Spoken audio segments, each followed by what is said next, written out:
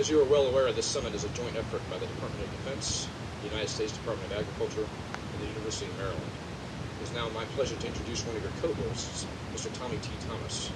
Mr. Thomas has served as Deputy Undersecretary of Defense for Military, Community, and Family Policies since May 2009. I'm going to introduce our opening keynote speaker.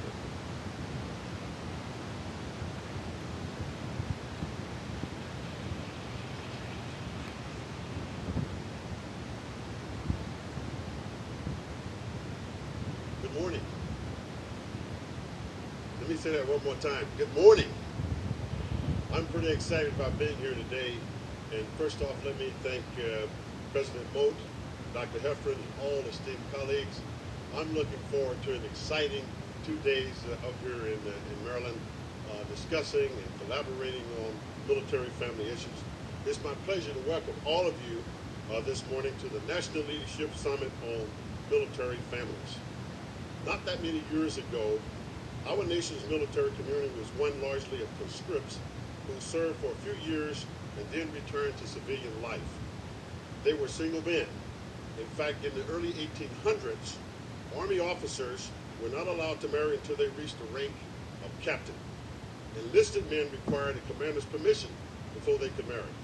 Now, in 1847, married men were prohibited from enlisting. Later, following the Civil War, they were discouraged from enlisting. Now, how were they discouraged? No housing was provided, no transportation was provided when it was time for permanent change of station. Someone attempted to join, if he had a family, would find many roadblocks. Circumstances changed, and we are far from it today, and let me just say, not only far from it, the circumstances changed in 1973.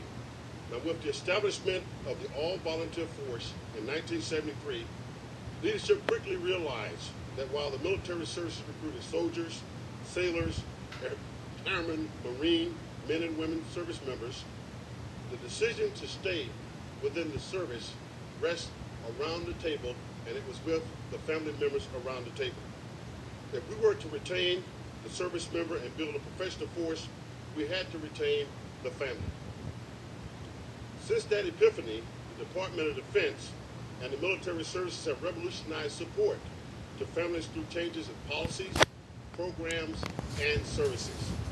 This summit, at some 36 years of the advent of the all-volunteer force, provides us an opportunity to assess where we are and make strategic decisions. Your work today and tomorrow is one of the steps in that strategic planning process to transform family support and readiness programs.